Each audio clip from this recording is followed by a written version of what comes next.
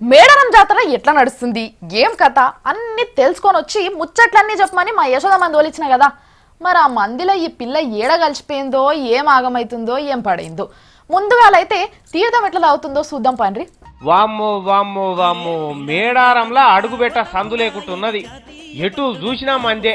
ఇటుకోనకెళ్ళి అటుకోనకెళ్ళాలంటే ఒక పొంచి ఒడిచిపోతున్నదట. బొచ్చెడు మంది వచ్చిండ్రు. అనుకున్నట్టే ఆడ బస్సులు కార్లు ఎక్కువ వరకాల 4-5 కిలోమీటర్ల పొడుగుతా ట్రాఫిక్ జామ్ అయిపోయిందట. ఇక జాతరల కథ ఇట్లుంటే ఇవాళ సారలమ్మను కన్నెపల్లి గద్దెల కాడికి తీసుకొచ్చిండ్రు. అటు పగిడిద్దరాజును కొండాయపల్లికి వెళ్ళి గోవిందరాజును పొనుగండ్ల మండలం కొత్తగూడెంకి వెళ్ళి ఎదుర్కొచ్చిండ్రు గద్దెల కాడికి.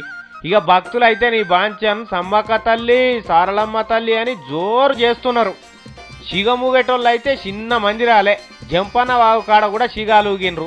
బుడ్డబుడ్డ పొరగాలను నీళ్ళకి దించిండ్రు. ఏం తక్కువ 50 లక్షల మంది వచ్చిర్రట. ఇంకో 50 లక్షల మంది వచ్చేటట్టున్నారట.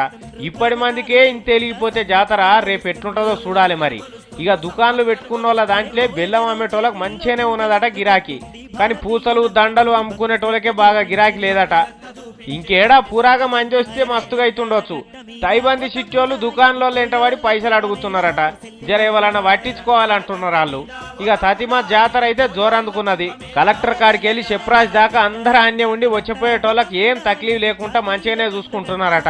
మరి పోయేటోళ్ళు జాగ్రత్త, పొరగాలు బొట్టగాలు ఎక్కేకాడ దేకాడ మూట ముల్లే పైలం మరి.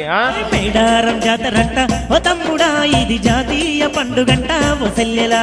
మేడారం జాతరంట ఓ తమ్ముడా ఇది జాతీయ పండుగంట ఓ చెల్లెలా.